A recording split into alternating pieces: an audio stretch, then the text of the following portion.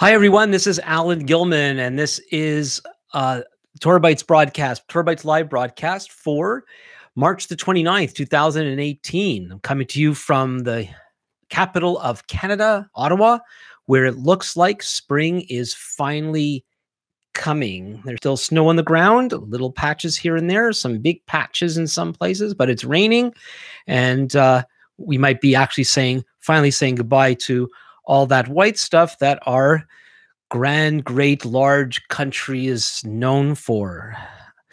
So this week, we're looking at the latest Torah portion. It's called Pesach 1 because there's two special readings for Passover this week and next week. I mentioned in my message, my TorahBytes message, if you happen to see it, or if you didn't happen to see it, it's still there. And you could read it at TorahBytes.org. And it's the latest blog post this week. I mentioned there how during special Jewish holidays, the major Jewish holidays like Passover, it's called Pesach in Hebrew, Passover, the normal Torah and half-Torah readings are preempted with special ones. And so the first and last days of Pesach are special holy days. And this year, the first day of Passover is Shabbat, Saturday, begins tomorrow night, Friday night.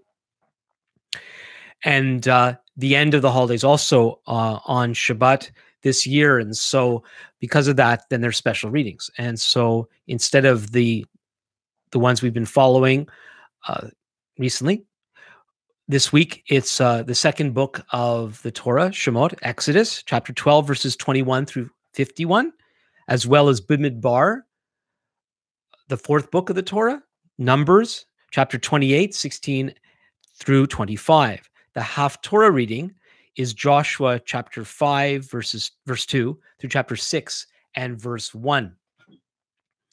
The half-Torah is a special extra reading that's read on Sabbaths and other special holy days, and a special passage from the Hebrew prophetic literature is chosen to accompany the Torah reading. It's said that this emerged at a time when it was illegal by the ruling authorities for the Torah to be read, and so these other books were read from. Some people might find it interesting, the book of Joshua. If you're familiar with the Bible, you might find interesting that the book of Joshua is included in the prophets. But those books that many people refer to as the historical books, Joshua, Judges, 1st and 2nd Samuel, 1st and 2nd Kings, these are called the former prophets or the earlier prophets. And while these are not the same kinds of writings exactly as the later prophets, such as Isaiah and Jeremiah, these earlier prophetic books, it has a lot to do with the prophetic work being done, the whole story of the kings, beginning with Saul and then David and Solomon.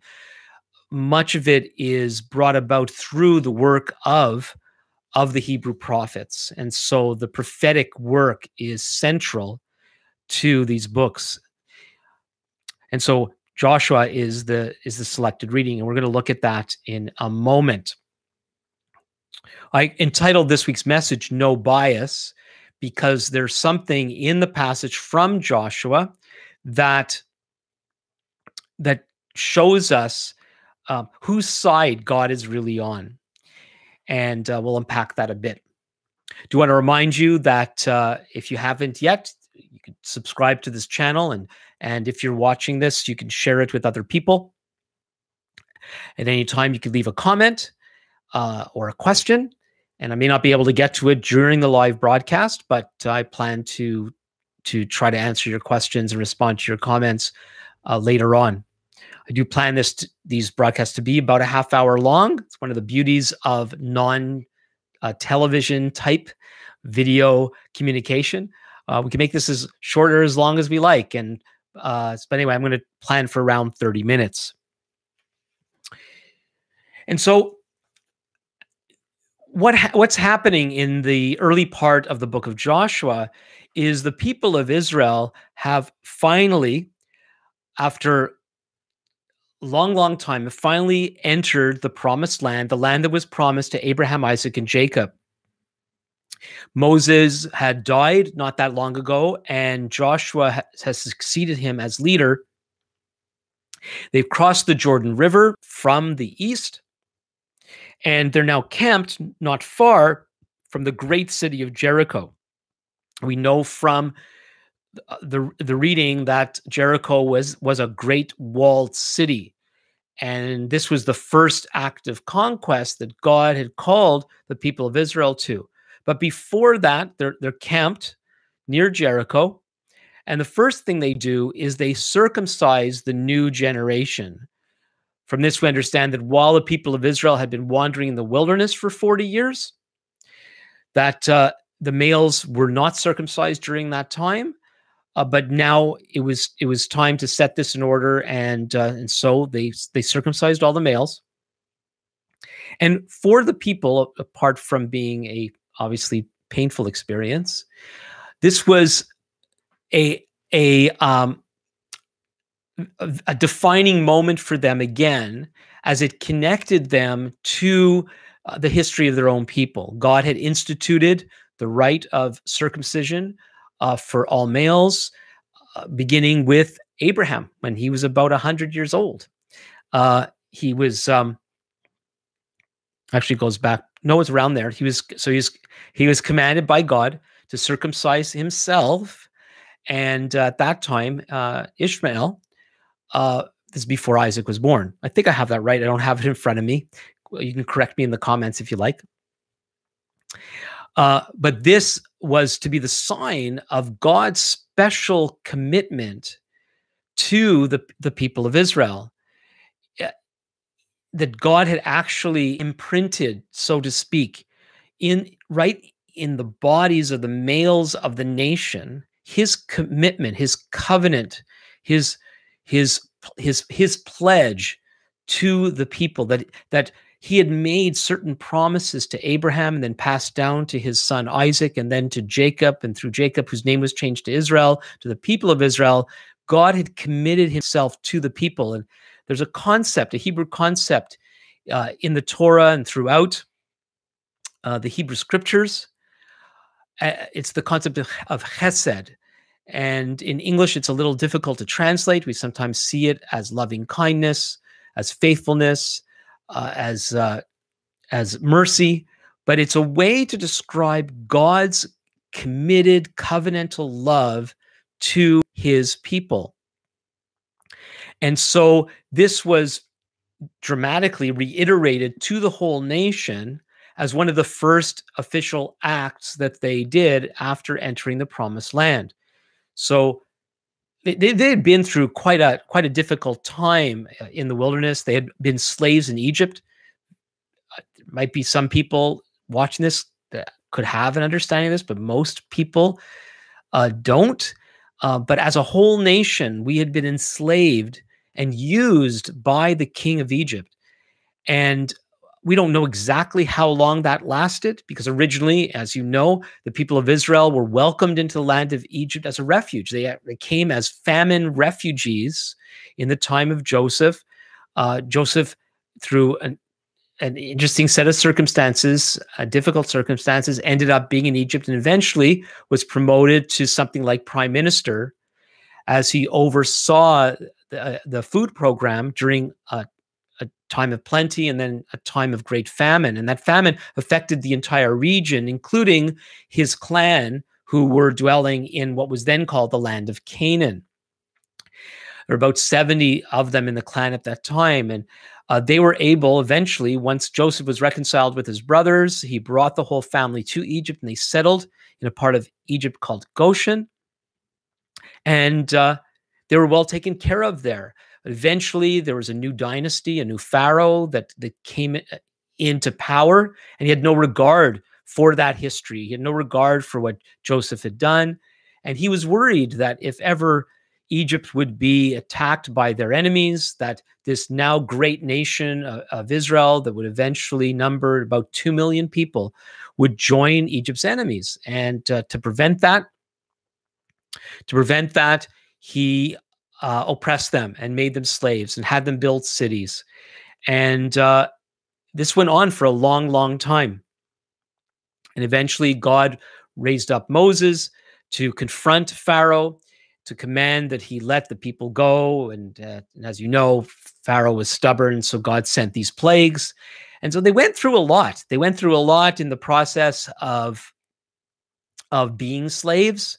They went through a lot having to endure the plagues themselves. Not that they were overly directly affected themselves. God protected the people. But what a time that must have been, because they didn't know the end of the story. They might have had confidence in God. We don't know. The effect of being slaves for all those years probably did not make them a very expectant people. They were despairing, despondent people. We don't read about them gathering, like having protests like are popular today, demanding their release. It was Moses and his brother Aaron standing before the king on behalf of the people in God's name. And eventually, God wrests control and opens the door for Israel to leave. And when it happened, they had to leave in a hurry. Finally, when it came time for them to leave, they left in a hurry. That's the reason for the unleavened bread, the matzah that we eat during Passover week. And it's so difficult for us to actually think, what was it like? Like, were they happy? I know in some of the movies that have been made, they leave Egypt kind of singing and happy, but they might have been scared. We know that eventually they find themselves at the Red Sea, and Pharaoh had another change of heart and sent his army after them, and they again thought they were going to die, and then they had to walk through the Red Sea, and that sounds exciting again, but we have to put ourselves in their sandals. This was probably a terrifying process. And we're actually going to look at that a little more closely next week. So I don't want to get into it too much this time.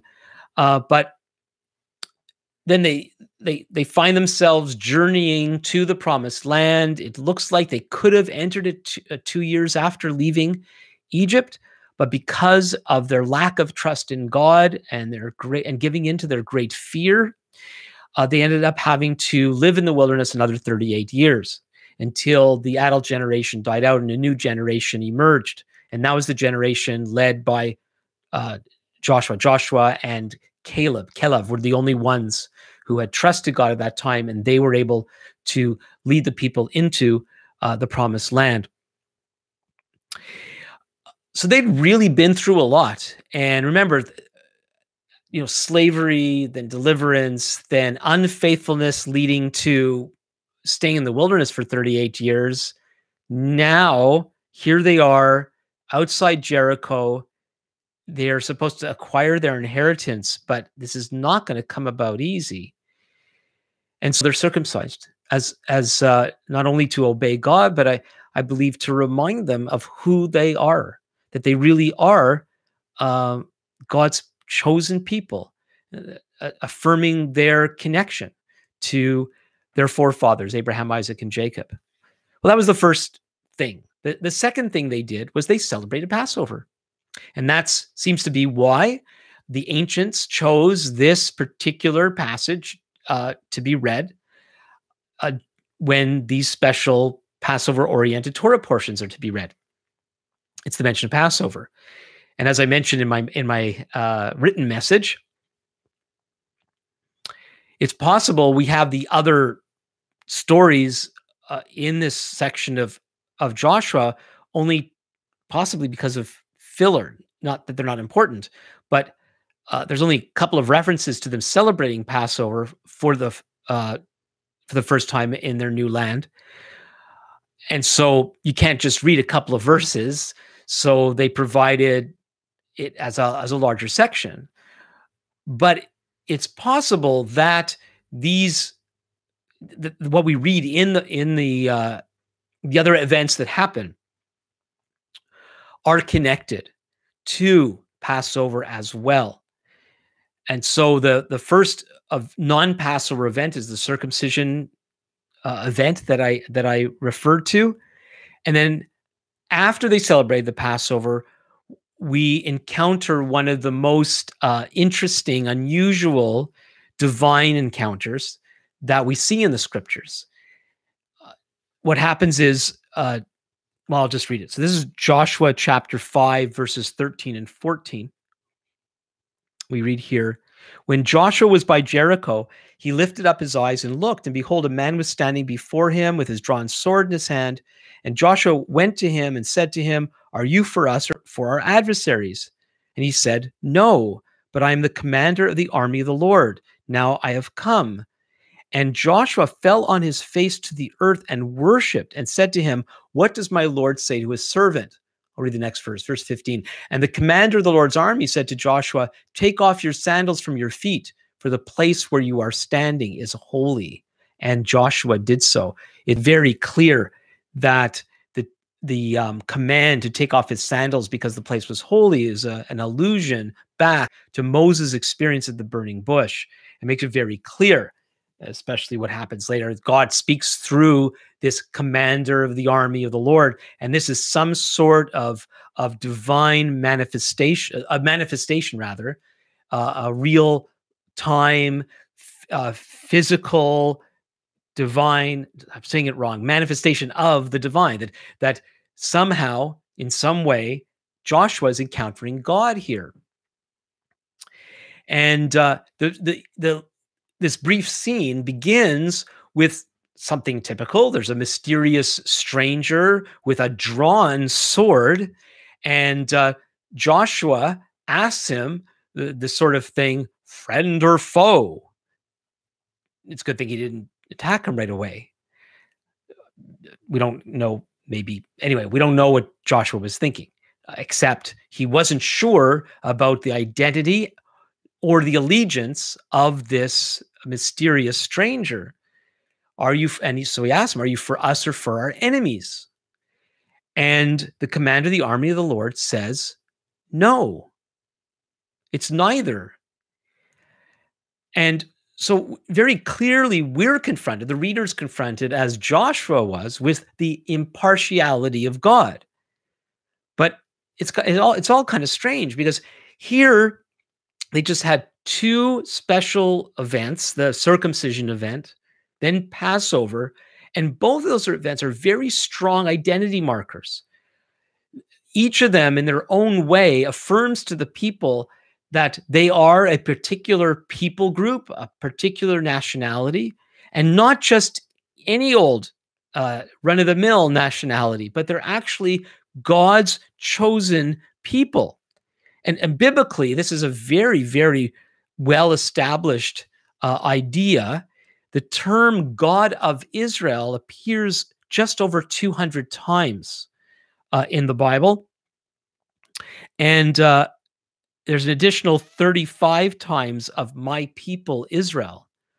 So it's very clear that God had called the people of Abraham, Isaac, and Jacob, the people of Israel, to a very special arrangement between him and them. And it was important for them to understand who they were. And that's why God gave to them things such as circumcision and Passover and the other feasts and all the other things that he did for them and said to them. They're all connected to their identity as God's people. What they were to do with their lives, how to live, the purpose of living was all wrapped up in this very special relationship. And yet, when Joshua asks what turns out to be God, the question, are you for us or for our enemies? The answer is no, it's neither. But how can that be? Except it's such an important and crucial idea that God is impressing upon Joshua. And it comes down to that Israel's chosenness is not a chosenness for self. It's a chosenness for others. This goes back to the initial promise to Abraham in Genesis 12 and verse 3, where God says to him in the earlier verses, in verse 1 and 2, it all talks about if he goes and God would make him great and make him a blessing and so on, but also that through him, all the nations or all the families of the earth will be blessed. That God had called Abraham and then Isaac, Jacob, and the nation that comes from them. He brought them into existence as a nation, not for them or for us. If you're Jewish, if you're a physical descendant of Abraham, Isaac, and Jacob, you're part of that same chosen people. Chosen not for ourselves, but chosen to be the vehicle through which God would bring his blessing to all the nations of the world, the whole earth.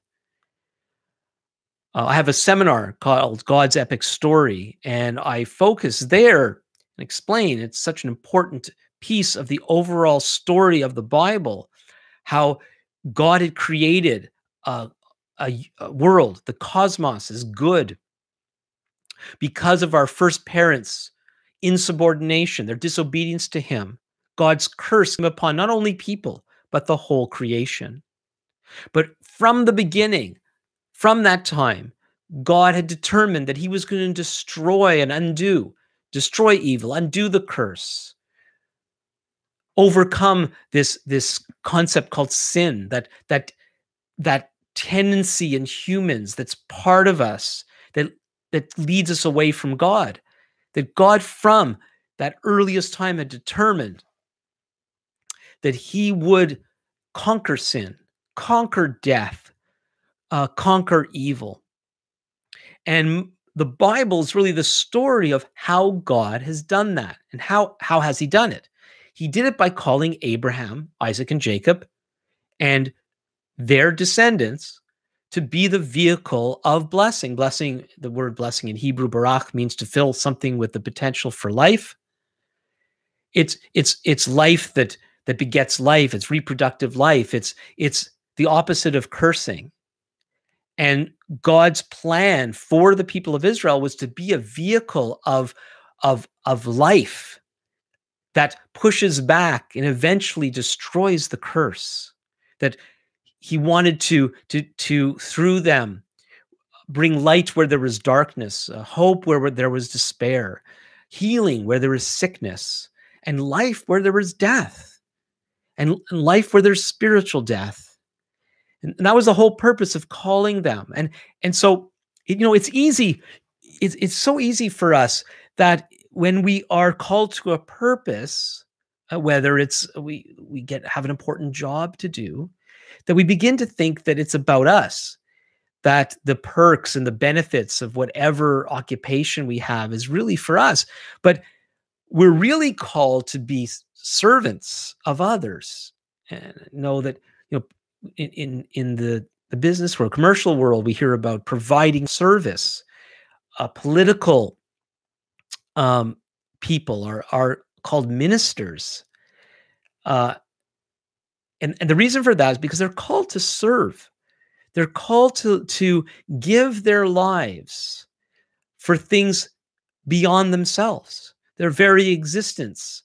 If they're fulfilling their role according to what their role is all about, is to live for others, to give their lives for others, not to do things in such a way that we are the chief benefactors of our actions. That's called being selfish. That's not to say that we shouldn't care at all about ourselves and our needs or wants and desires, but they need to be in proper perspective. And so here are the people of Israel under Joshua. They've been through so much.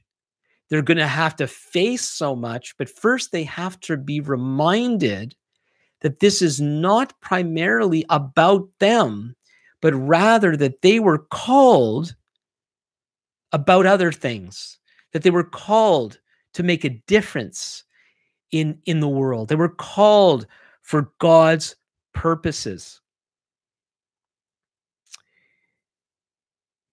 God is impartial, but he's faithful. God had committed himself to the people. Of course, he called them to fulfill his his uh, his salvation project, his rescue project.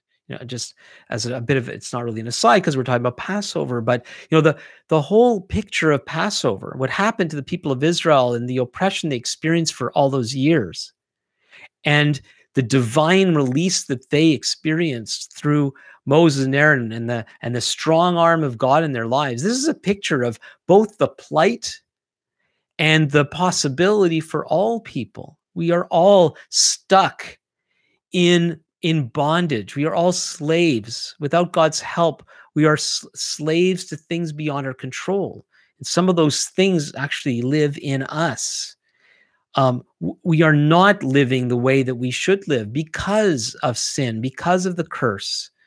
But just like God provided a special lamb for the angel of death, if he would see the blood of the lamb smeared on the doorframes of the Israelite homes, then the angel of death passes over that house and does not experience death like all the other homes in Egypt did.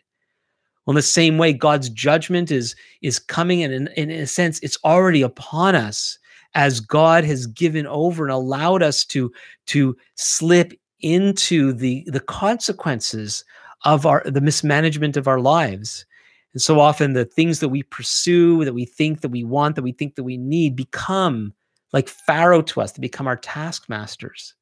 But the reason for the coming of the Messiah was to break the power of the taskmasters in our lives, that we could be set free like the Israelites of old. And so God comes and he rescues us like he rescued the people of Israel. And while he rescues us so that we could be a blessing to others, he's so faithful to us.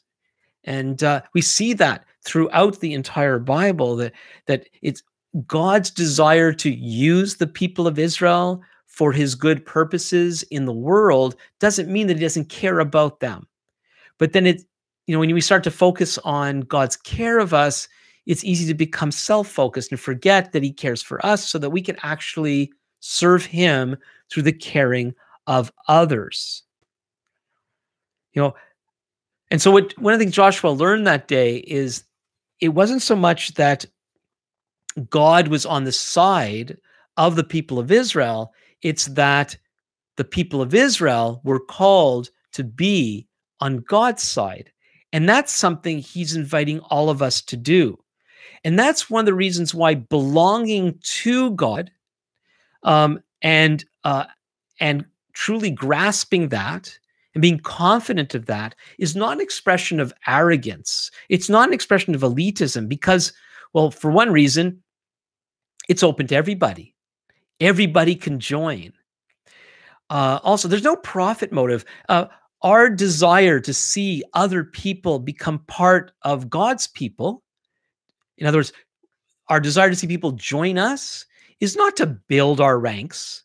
There's no profit motive. I know religion of all kinds gets associated with a wrong use of money, and that's wrong when it's wrong. But, money's always, it's part of human life. We need resources to do what we do, to eat, to live. But if there's no profit motive, really, this is very simply, it's like somebody who's discovered a great cure for something, wanting to share it with other people, like to not share the goodness of and power of God in how he wants to rescue us. It's keeping that good news from people. That's selfish. But actually believing that we found something of such great worth and wanting to share that with others is anything but selfish. And so God relates to people in such an unbiased way, but that doesn't mean that he doesn't see the differences in people. It doesn't mean that we should. So we learn from God, from this story, with the commander of the Lord's army telling Joshua that he's not for Israel's enemies or for them, but that he's impartial and thus unbiased, completely objective in the way that he relates to people. This is not saying that God's blind to who we are and what we do or expects us to be that. If we are going to effectively help people with the wide variety of issues that people face today, the various kinds of taskmasters that are controlling their lives, God doesn't expect us to see people all the same. All people are of equal worth, but different people have different life experiences. They have different problems. They have different needs. And God is the resource for every human need and every human problem. But in order to relate to people effectively, we need to be able to understand who they are and what their history is and understand their culture and, of course, speak their language. And so there's a kind of idea today about how we're supposed to be unbiased to the extent that we're supposed to see everybody as entirely the same in every way, and act that's not real. That's creating a fantasy. People are different, and God sees us as different.